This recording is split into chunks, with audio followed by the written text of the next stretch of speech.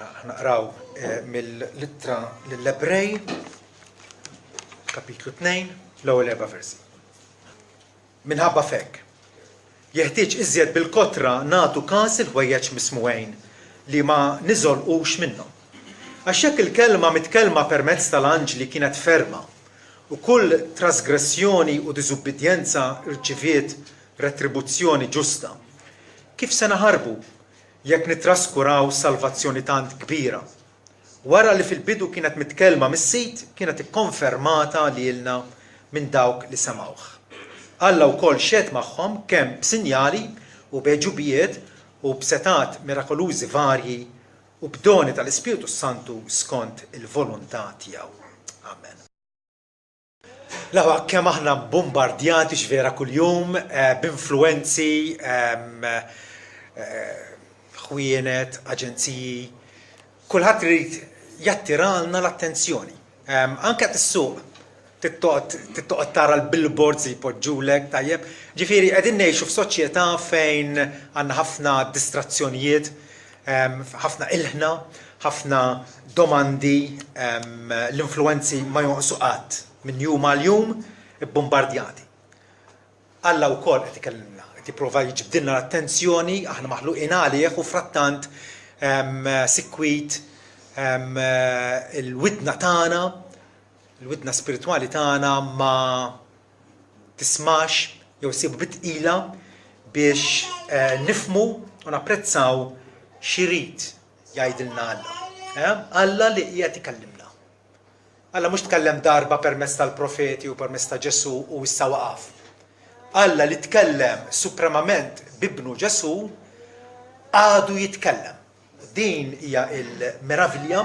Alla ma nistgħux nersqu lejh jew nikkuntattjawh bl-okkult kif jippruvaw jagħmlu diversi nies jew mistikament, speċi jinfetħu għal kwalunkwe influenza biex nara Alla kif qed inħossni li qed jgħidli. Le, Alla jkellimna bil-kelma imqazza tiegħu. Lanqas ma jkellimna bis-sensazzjonijiet, kif tħossok, kif dak li jidirlek. Kellimna bibnu, kellimna ċar, kellimna b'mod indisputabbli, b'rivelazzjoni ċerta, rivelazzjoni miktuba. Miktuba il għaliex Alla jrid li l-istess messaġġ li proklama jew nieda Sidna Ġesu fil-bidu jibqa' jixxandar u jilħaq il-ġnus kollha, jilħaq anke lilna. U allura traskuraġni taf tkun diżastruża. Traskuraġni ġifieri meta inti taf li Alla qed ikellmek u taf li l-iskrittura hija l-kelma t'Alla u smajt il-Vanġelu u tibqa' titraskuraħ. U di kapaċi tkun traċedja ta' bilħaq ta' niket. Infatti fil-kommentarju tiegħu John MacArthur, il-pastor minn Kalifornja, jgħid indubjament l-infern huwa mimli nies li qatt ma opponew lil Ġesu Kristu b'mod dirett. Ma kunux kontrih. Iżda sempliċement traskuraw l-Evanġelju. L-awtur tal-littra lill-Lut qiegħed jindirizza dawn it-tip ta' nies. Jafu l-verità u saħansitra jemmnu l-verità fis-sens li ammettu l-veraċità tagħha u s-sewwa tagħha. Huma kompletament konxji tal-bxara tajba tas-salvazzjoni provduta f'Ġesu Kristu, iżda mhumiex lesti jikkommettu ħajjithom għalih. Għaldaqstant iħallu s-sejħa t'Alla tiżloq ilhom u jispiċċaw f'dannazzjoni eterna. Din it-traċedja tagħmel din is-silta li għadna kif rajna estremament importanti u urġenti. Difatti l-awtur l-Ebrej wara illi ippreżentalna lil Kristu fil-glorja u d-divinità kollha tiegħu ħa kapitlu sħiħ biex jikkonvinċina. U iva, ma tistax ma toħroġ konvint minn dik l-evidenza kollha illi Ġesu ta' Nazaret huwa attwalment Alla li sar bniedem bħalna. Issa l-awtur lill-Lut jgħidilna minħabba fekk jeħtieġ li nagħtu każ. Il għaliex li tisma' l-verità u anke taqbel magħha dak huwa biss il-bidu. Mitluf kont u mitluf għadek, jekk smajt u anke aċċettajt dik il-verità. dik il-verità rridu nħadnuha u ngħixuha. U din hija allura l-iskop ta' din ħansegħulek l-eżortazzjoni li qrajna. Tħeġġiġa minn diversi tħeġġiġiet matul l-ittra li l-awtur se jieqaf mill-argument tiegħu u allura jindirizzana b'mod personali u jgħidilna araw fejn intom. Din l-ewwel tħeġġiġa hija rigward it-traskuraġġ, xi ħaġa li kollha kemm aħna xi darba oħra kapaċi nqabdu fiha. Traskuraġġ li tista' tkun f'diversi aspetti tal-ħajja. Student li suppost jistudja imma tantu aljenat li joħroġ jilablek il-futbol joqgħod fuq il-kompjuter allura jittraskura dak li suppost jagħmel. L-istess ħaġa fil-ħajja spiritwali tagħna. Intu żommu f'moħħna li l-awtur lill-Lut qed jikteb lill-kongregazzjoni imħalta. Kwalunkwe kongregazzjoni hija mħalta, din hija mħalta, nistgħu nassumu illi fejn għandek kotra ta' nies tajjeb illi anke qegħdi juru l-istess interess illi jagħtu qima lill-Alla u jitalmu kelmtu 99% fost dawk in-nies hemm nies xi wħud li forsi għadhom mhumiex qegħdin igawdu din is-salvazzjoni. U allura jekk ikollok taqra f'daqqa waħda li trellu tibda tinduna li l-awtur qiegħed jindirizza mix-xela ta' nies. Bażikament ħafna minnhom huma nies Kristjani ġenwini. Kristjani ta' vera li huma konvinti li jemmnu l-verità u qegħdin jgħixu l-verità evanġelika. Kristjani li kienu mrobbijin f'ambjent u kultura ludija li konvertew u għarfu f'Ġesu ta' Nazaret il-Messija tagħhom. U allura dak huwa kategorija waħda mbagħad hemm ukoll dawk l-Ebrej li kienu intellettwalment konvinti li Ġesu huwa l-Messija, li kienu jafu li Ġesu għamil dawk il-mirakli tremendi, mirakli qawwija, u anke jafu li għamil bell-imwiet, però huma sempliċement intellettwalment konvinti. Bħalma wieħed jista' jkun intellettwalment konvint li fenna fina teżisti l-Alaska mingħajr forsi qatt ma mort l-Alaska. Però mbagħad hemm ukoll nies Ebrej li semgħu però għadhom mhumiex konvinti. Ġifieri xi darba oħra dawn il-tliet kategoriji, dawn tliet gruppi ta' nies l-awtur se jindirizzhom. Għandu xi kelma prattikament għalihom. Jekk inżommu daf moħħna aħna u nkomplu fl-istudju tagħna, ħafna mid-diffikultajiet ta' din l-ittra, tiftakru għattilkom li hija ittra tqila, jisparixxu. Għax tibda tirrealizza li issa mhux lill-Kristjani ta' vera qed ikellem hawnhekk, imma dawk li għadhom qishom borderline. Konvinti, semgħu, jaqblu mal-messaġġ, però għadhom mhumiex jgħixuh. Hawnhekk l-awtur kif għattilkom qiegħed jagħtina eżortazzjoni, qed jgħid in-nisa din il-verità dwar Ġesu Alla liben, illi kien mibgħut fostna fuq din l-art. B'dil verità x'qegħdin tagħmlu? Nistgħu nisimgħu u nibqgħu sejrin fuq triqtna qisu ma ġara xejn? Le. Min sema huwa responsabbli. Illa xejdilna jekk fit-Testament l-Antik dawk li semgħu u ma bdewx irċivew kastig, kemm aktar aħna?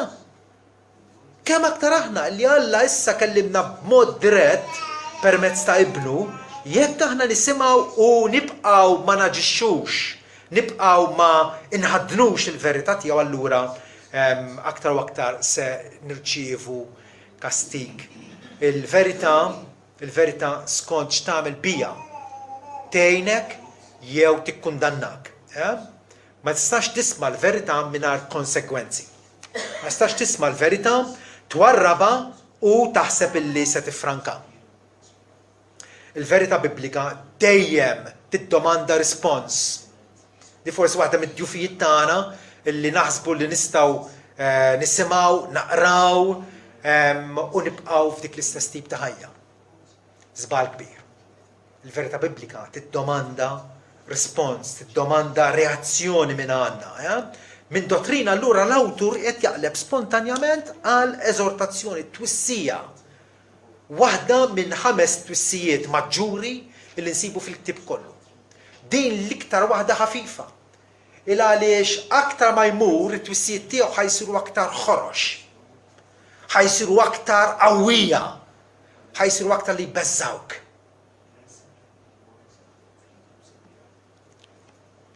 Il-kelma rridu noqdu attenti għalija tant illi nobduha.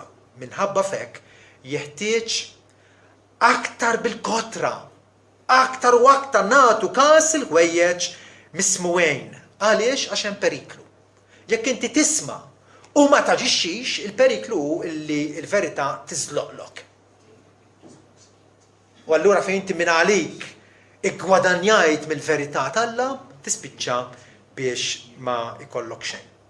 Dak it-tip ta' nies li Ġesu qal minn li anke dak li m'għandux jitteħidlu dak li għandu wkoll. Skont x'nagħmlu bil-verità. Dena bħal żurżija. Jekk bat it-triq tan-niżla fiha tispiċċa. Hawnhekk għadna l-ewwel twissija fejn l-awtur qiegħed iwissina dwar żlieq għajl. Tibda tiżloq bil-mod il-mod qiegħed titbiet mill-verità minn ma tinduna.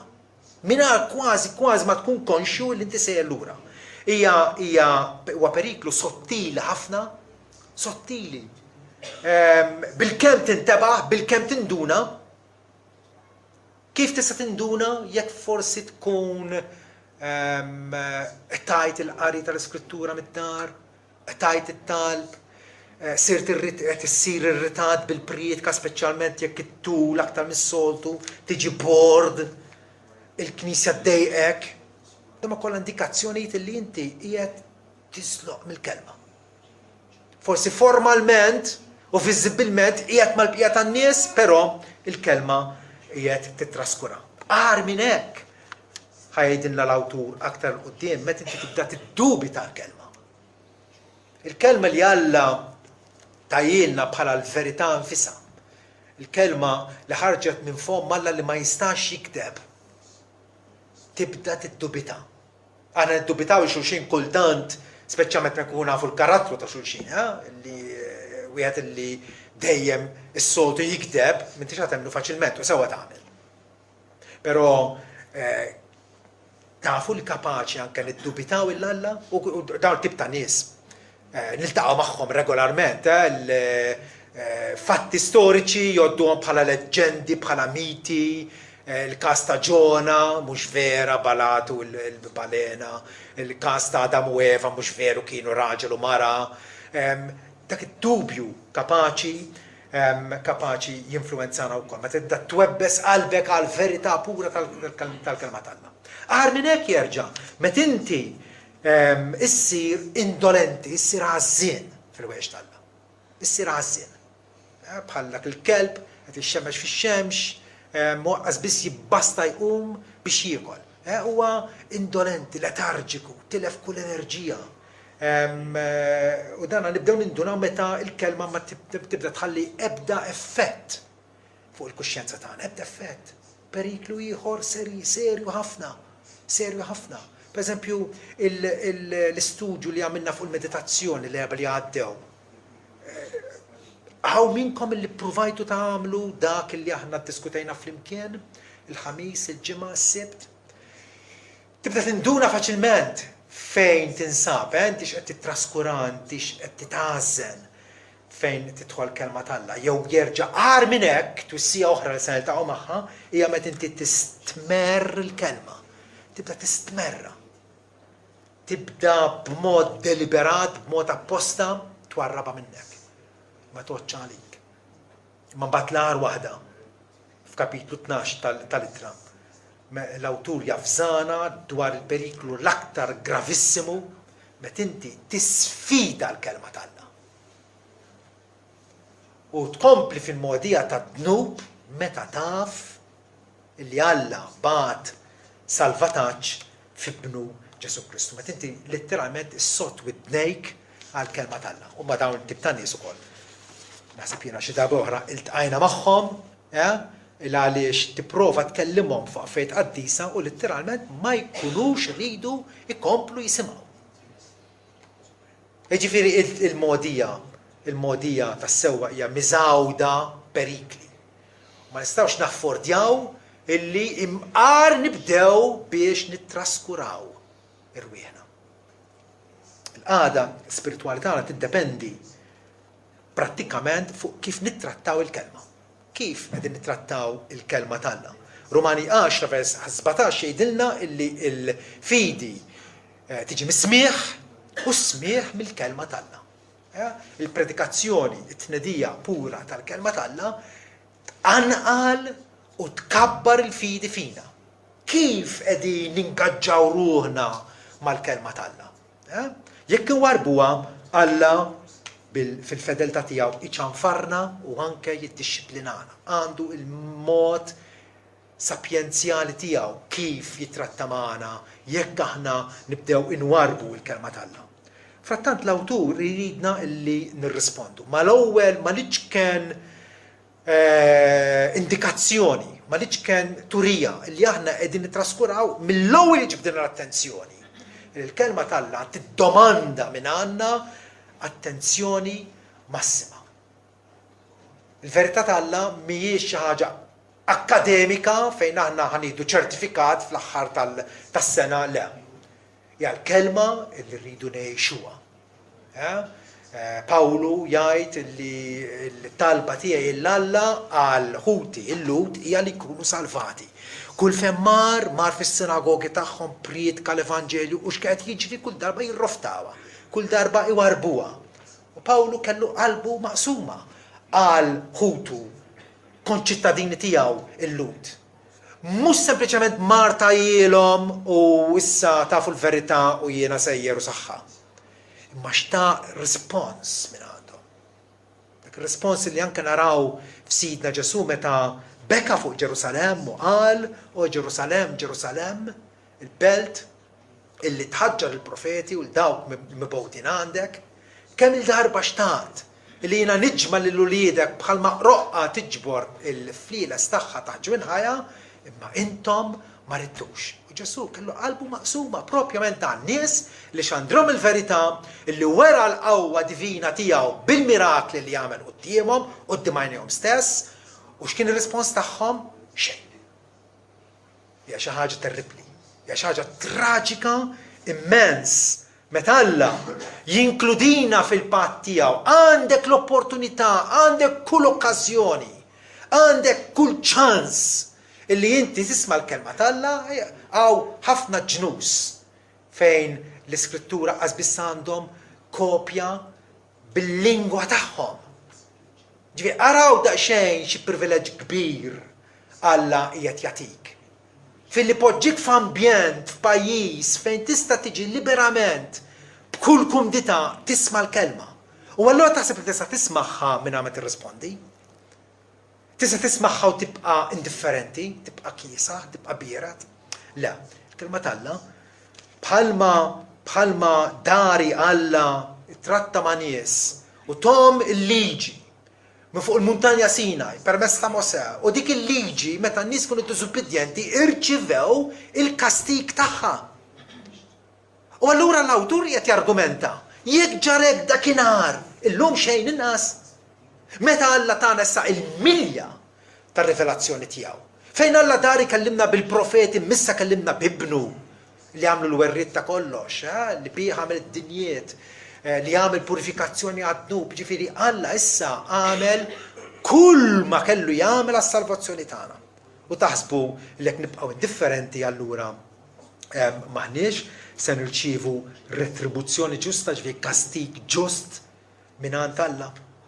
Si daqskemm l-Evanġelju huwa aħbar tajba, huwa aħbar ħażina għal dawk li jitraskurawh, għal dawk li jibqgħu jisimgħu u jerġgħu jisimgħu mingħajr ma iwieġbu għall-istadina tagħna. Kif se naħarbu aħna jekk nittraskuraw salvazzjoni hekk kbira? Ir-responsabilità tagħna llum il-ġurnata hija wisq akbar. Fil-Patt il-Qadim kellhom fanal Aħna għandna id-dija sħiħa tax-xemx f'nofsinhar. Abel kien jaf xi ħaġa dwar Alla u kien ġustifikat bil-fidi. Abram l-istess, Iżak u Ġakob u Mosè u l-profeti kienu jafu l-Alla personalment. Bid-dawl tal-fanal li Alla tom, immissa llum għandna id-dawl tax-xemx. Revelazzjoni sħiħa. U allura aktar u aktar għandna ħossuna responsabbli biex inwieġbu. X'mistoqsija tpoġġu qudiemna dan l-awtur anonimu. Kif se naħarbu? Kif se niżgiċċaw il-ġudizzju tal-Alla? Kif se niskansaw il-kastik etern jekk nitraskuraw salvazzjoni kbira? Għax hija salvazzjoni mogħtija minn Alla u m'hemmx oħra. M'hemmx oħra. Forsi xi wħud iwieġbu dil-mistoqsija kif se naħarbu billi jgħid ma kontx naf imma inti taf. U Alla jridna li nibdew minn nfusna. Tippruvax tgħin il-ħadd ieħor meta inti nnifsek għandek bżonn l-għajnuna. Jekk inti qed tereq u hemm ħadd ieħor qed jereq, l-ewwel issalva jien biex tkun kapaċi tgħin ħadd ieħor, altrimenti terru flimkien. Ma stax tgħid ma kontx naf, ma stax tgħid ma smajtx, ma stax tgħid ma fimtx. Nassigurakom l-aħwa l-Vanġelu tant sempliċi fil-profondità tiegħu hija vera. Imma anke tifel ċkejken kapaċi jifhem u jirrispondi għall-imħabba tal-Alla. Ma tistax tgħid nevita l-kastik billi mmur għand salvatur ieħor għax sempliċi raġun salvatur ieħor m'hemmx. Alla provdina salvatur wieħed, salvatur adekwat, salvatur li l-awtur l-breħa jkompli jpenġjulna fis-suffiċenza kollha tiegħu. Bħal qassis il-kbir li provdina aċċess dħul fil-preżenza tal-Alla. Qabel ma kellniex, issa għandna dal-aċċess. Ġesu nnifsu jippreżenta lu nnifsu b'mod esklusiv fil-Ġwanni 10, pereżempju, meta jgħid tassew ngħidilkom min ma jidħolx mill-bieb fil-maqjel tan-naġ imma jitla minn naħa oħra dan hu ħalliel u brigant. Iżda min jidħol mill-bieb huwa ir-raj tan-naġ. Ġesu qed jippreżenta lu nnifsu bħala salvatur, indokratur, assis fuq in-naġ tal-Alla li huwa kapaċi għal dak ix-xogħol. Jien huwa l-bieb jekk xi ħadd jidħol minni isalva u jidħol joħroġ u jsib il-mera. Il-ħallil ma jiġix biex jisraq u joqtol jeqret. Ma jien ġej biex intom ikolkom il-ħajja u ħajja bil-kotra. Ħajja bl-abbondanza. Allora Ġesu nnifsu kemm il-darba jippreżenta lu nnifsu bħala dak li lilu neħtieġu. Għaliex hu illi ipprovdina dis-salvazzjoni hekk kbira. L-awtur se taqal salvazzju tant stravaganti, tant glorjuża, juża xi kelma tqila kif is-soltu juża, però il-fatt li juża kelma illi nużawha ħin kollu tolqotna fis-sempliċità tagħha. Salvazzjoni hekk kbira. Għaliex hija kbira? Minħabba l-gravità tal-kundanna illi bija issa aħna ninsabu maqluwejn minn dik il-kundanna. Qabel konna midinbin ħatja u kundannati. Is-salvazzjoni mi xejn trivjali. Galatin 3:10 jgħidilna misħut kull min ma jibqax iżomm sħiħ fil-ħwejġ kollha miktubin fil-ktib tal-liġi ħalli iħarishom. Xi ħadd żamm il-liġi? Le, u allura konna taħt dik il-kundanna u dik is-saħta. Konna fil-periklu tal-infern. Din is-salvazzjoni kbira aħna meħlusin. Hija salvazzjoni kbira għaliex turina il-magnitudni tal-ħnina divina lejna. Alla li ġustament seta m'għamel xejn għalina bħalma m'għamilx lill-anġli, infatti jgħid mhux lill-anġli jgħin imma lill-uliet Abraham. Ma raw il-ġustizzja tal-Alla. L-anġli li waqgħu u rribellaw kontrih, Alla ma provdilhomx salvazzjoni. U għan ġust lanqas xejn. Lanqas xejn. Huwa ġust magħhom. Imma raw daqsxejn lil ħniena kbira illi Alla wera mar-razza umana. Ma jgħinx lill-anġli li waqgħu, imma għażel li jgħin lilna. Salvazzjoni kbira xturi il-ħniena sovrana ta' Alla. Xejn meritevol minn ħatana, mhux għax kien ħaqni. Luqa 1 vers 78 jgħid li s-salvazzjoni Alla jagħtina t-tarif tas-salvazzjoni lil poplu tiegħu bil-maħfra tat-tnubietom minħabba l-ħniena tenera ta' Alla tagħna li bija jżurna iż-żernieq mill-loli.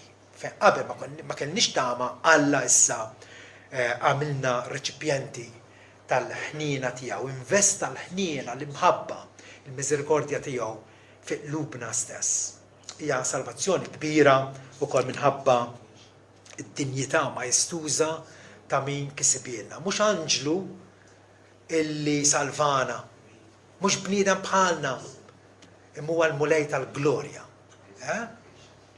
Kapitlu 1 infakkarkom, tagħna ritratt, identifikazzjoni vera ta' minu Ġesu. Pawlu lill-presbiteri ta' Efesu jgħidulhom ħudu ħsieb il-Knisja t'Alla li xtara b'demmu stess. Pawlu b'mod l-aktar dirett qed jgħid li Ġesu li miet fuq is-salib għalina u Alla xtara il-Knisja tiegħu b'demmu stess. U allura appuntu hija kbira is-salvazzjoni għaliex minħabba l-prezz imħallas.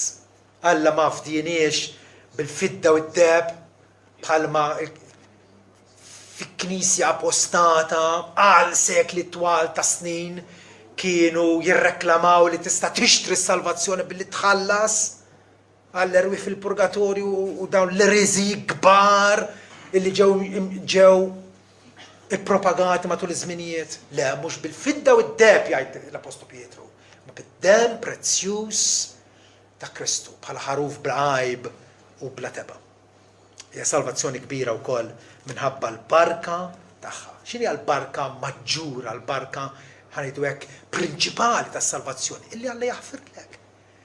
Illi Alla jikkanċella d-dejn kollu tiegħek. Illi minn dnubiet ħomor bħal kremżi Alla jġibhomlu bojot bħal silġ. Illi minn bniedem illi ma tistax tidħol fil-preżenza tal-mħabba l-ħmieġ morali tiegħek. Alla jnatfek. Xi ħaġa li l-awtur iddikjara mill-ewwel kapitlu tiegħu, illi Ġesu wara li jagħmel purifikazzjoni għad-dnub, dik hija l-barka maġġura. Illi Alla jilliberana mill-ħtija, mill-kundanna, jiġġustifikana, jiddikjarana ħielsa minn kull kundanna. Hija salvazzjoni kbira wkoll minħabba il-kondizzjoni sempliċi li bija tingħata. Alla biex isalvana jagħmlilna kondizzjoni. Afdaw fibni Ġesu. Fuqu hemm is-siġil tiegħi. Din hija l-opra t'Alla għalilhom Ġesu lil-Lut illi intom temnu f'dak illi bagħtu. Salvazzjoni b'kondizzjoni sempliċi. Alla jrid li jieħu l-glorja kollha hu għas-salvazzjoni. Illi ħana nsebħu lilu, illi b'ebda mod ma nippuntaw lejna nfusna ngħidu ma jien għamilt il-parti ċkejkna tiegħi. Hija salvazzjoni permezz tal-fidi. Bil-grazzja intom salvati, permezz tal-fidu dan mhux minnkom infuskom huwa don ta' Alla. Mhux mill-opri biex ħadd ma jiftaħar. Għalhekk hija salvazzjoni kbira. Alla mu qed jiddomanda xejn minn għandna. Qed jgħidilna li salvazzjoni hija lesta. Hija kompluta. Hija kompluta. U għalhekk nistgħu mmorru u nixtru mingħajr flus. U nixtru dak li verament ir-ruħ tagħna teħtieġ. Huwa mod li jinna b'xejn. Hija salvazzjoni kbira minħabba il-permanenza tagħha. Nixtieqkom tapprezzaw ftit taħsib. Li Alla jsalvana mhux bin-nifs, mhux għal tul ta' żmien, mhux għal ftit snin, kif ġieli jġibuha xi nies illi Alla jista' jsalvak imma mbagħad terġa' titlef is-salvazzjoni. Dawn ma ħsibijiet ta' għajb. Jekk Ġesu huwa salvatur kompetenti, huwa salvatur li kapaċi salvana għaż-żmien u l-eternità. U allura salvazzjoni kbira minħabba il-permanenza tagħha kemm iddum għall-eternità. Fl-istess ittra lill-Ebrej ħajajt li Ġesu kiseb fidwa eterna għal niesu. Fidwa eterna. Il-liberati għal dejjem mhux ċensjala mhux bil-biża li tista' tiġri xi ħaġa, le. Meħlusin għal dejjem. Allura x'magnifiċenza x'vera. Xwirja ta' grazzja pura. X'esibizzjoni ta' kumpassjoni divina illi Alla wera magħna. Wallu ma nistgħux nibqgħu differenti. Xi bluwa, xi traċedja jekk wieħed jisma' u jibqa' minn ma jirrispondi.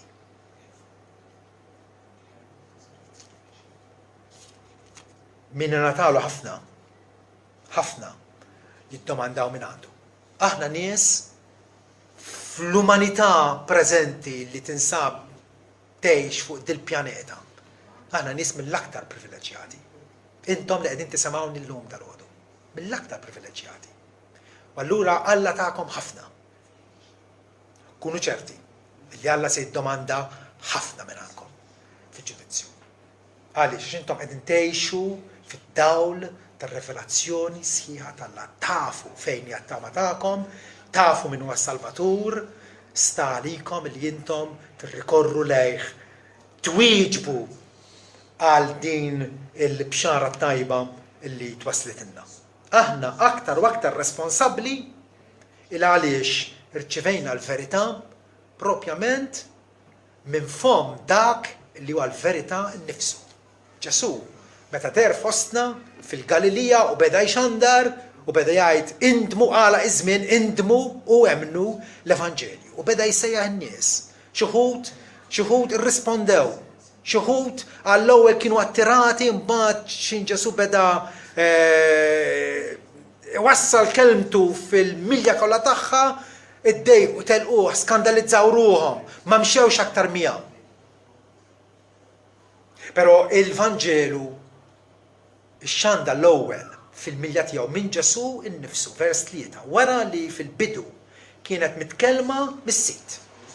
Il-Vanġelu twaslinna mis-sit, però kien ikkonfermata għalina minn dawk li semgħuh, minn xhieda okulari, nies il-kontemporanji tiegħu li jgħixu flimkien miegħu, akkumpanjawh Petru, l-Apostli l-oħra, id-dixxipli bikrija, illi raw il-ġrajja ta' Ġesu bajnihom stess.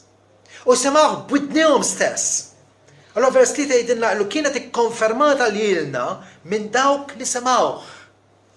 Ġwanni jikteb l-ittra tiegħu u jgħid dak li kien mill-bidu, dak li smajna b'widnejna, dak li rajna bajnejna, dan aħna wkoll inxandrulkom. Il-ħajja deret u aħna rajnija u nagħtu xhieda. U nħabbrulkom il-ħajja ta' dejjem li kienet mal-missieru deret lilna. Dak li rajna u smajna aħna inħabbrulkom. Ġesu x'għandha l-Evanġelju baqgħu ixandruh minn dawk l-apostli u d-dixxipli tal-bidu u aktar minn hekk. Alla ikkonferma x-xogħol u t-tagħlim tagħhom b'mirakli varji illi saru f'dik il-ġenerazzjoni. Illum kultant ġili saqsu jiġru mirakli illum li għandna r-rivelazzjoni sħiħa m'għandhomx għalfejn jiġru mirakli bħalma għamel Ġesu u l-apposti tiegħu. Dik kienet ġenerazzjoni unika fejn Alla tkellem b'mod dirett u il-messaġġ li għaddilna dakinhar għadu jiswa sal-lum. Ma sarx skadut. Ma qdimx. Huwa frisk. Daqs dakinhar. Għaliex? Dak il-messaġġ kien ikkonfermat minn Alla nnifsu vers 4 jgħidilna Alla wkoll xed magħhom. Kemm b'sinjali u beġubijiet u b'setat mirakolużi varji u b'don tal-Ispiritu Santu skont il-volontà tiegħu. Infatti l-Apostolu Pawlu jgħid li il-mirakli kienu is-sinjali ta' apostlu, il-kredenzjali tiegħu, u ċoe il-konferma minn għand Alla illi dak li għallem Pawlu u sħabu kien moti lilhom mis-sema. U appuntu għalhekk il-ħtieġa ta' mirakli dakinhar u n-nuqqas ta' ħtieġa ta' mirakli għallum. Għaliex għax il-Vanġelu il-priedka Ġesu oriġinarjament li baqgħu jippritkaw il-dixxipli tiegħu għadu relevanti għallum għax aħna bħan nies ta' dakinhar midinbin bħalhom u għandna bżonn l-istess salvazzjoni. U mhux xi salvazzjoni differenti u allura ħajkollha bżonn konferma oħra. Għalhekk ma nemnux illi illum m'għandhomx għalfejn u fatti hija xi ħaġa evidenti. Claims għal mirakli folot hemm kemm trid. Hemm kemm trid. U jalla nkunu disċerniment biżżejjed li ngħidu dawk huma mirakli folot u ta' parsi. Il-mirakli li Alla bihom ikkonferma il-messaġġ tal-Evanġelju kif ingħata fil-bidu dawk huma l-mirakli illi ta' bilħaq iserħulna qalbna u ngħidu iva. Meta naqra fl-Iskrittura il-messaġġ tal-Evanġelju naf li qed nirċievi kelma mingħand Alla. U allura m'għandix għalfejn nitraskura, niddubita jew nopponija b'ebda mod. Matul l-ittra l-aħwa se ikollna ċans illi nevalwaw lil nfusna. U importanti li kultant nieqfu u ngħidu fiex ninsab. Issa li għandna l-aħjar, li għandna il-xi ħadd li huwa superjuri mill-anġli, li huwa perfett, li huwa sustanza ta' kull ma Alla qal fl-modi. Issa murija f'ibnu Ġesu Kristu. Għandna fidwa eterna, għandna wirt etern. X'qed tagħmel bihom? Huma wedi li pjuttost huma astratti għalik huma wedi li jintaħaddanthom. U qed tgħix fid-dawl tagħhom. U allura tajjeb li nistaqsu waqaft jew qed navvanza fil-fidi tiegħi. Se jkun ukoll opportunità biex nirċievu eżortazzjoni. Eżortazzjoni hija inkoraġġiment bażikament. Inkoraġġiment għaliex iva min ara l-ittra lill-Ebrej l-ewwel darba, tajjeb kienu ħafna minnhom insara bħalna li għaddew minn persekuzzjoni li ġarbu anke telf tal-proprjetà tagħhom, daqu l-ħabs u tbatijiet minħabba l-isem ta' Kristu. U l-awtur jaraf jinkoraġġihom. Jaraf jagħmluhom il-qalb, jagħtihom faraġġ u konsolazzjoni, il-famuża paraklesis li għandna bżonna matul il-mixja tagħna. Imma wkoll se jkollna ċans illi neżaminaw lil nfusna. Neżaminaw nfusna. Kull darba l-awtur se ipoġġielna quddiem għajnejna lil Ġesu fis-suffiċenza tiegħu. Ġesu l-qassis il-kbir, Ġesu li fetħilna triq għal il-missier, aċċess dirett għal-għandu. Allura, fuq min qed tiddependi?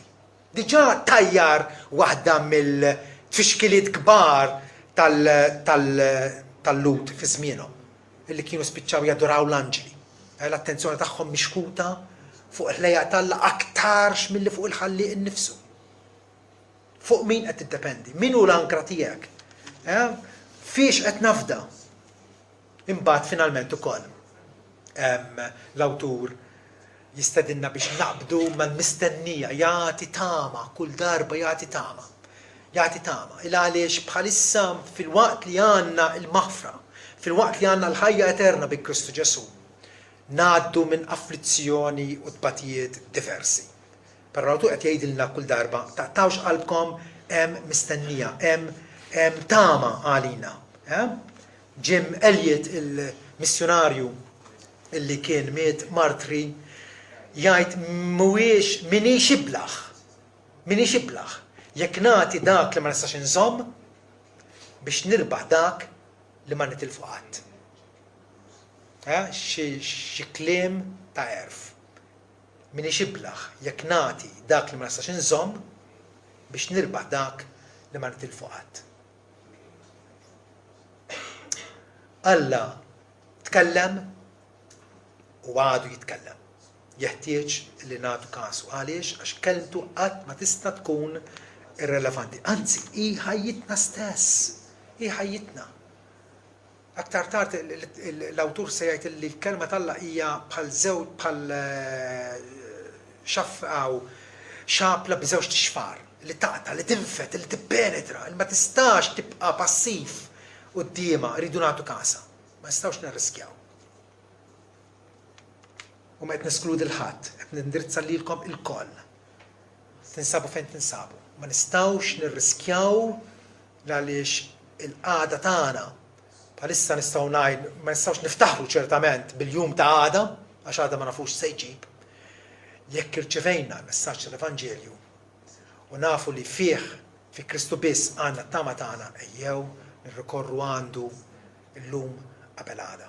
Għaliex dik tkun il-bidu ta' ħajja ta' opportunità ta' servizz. U fl-aħħar mill-aħħar li wieħed jista' jgħix b'tama qudiemu illi ma tittiżappuntax. Amen. Amazing grace, how sweet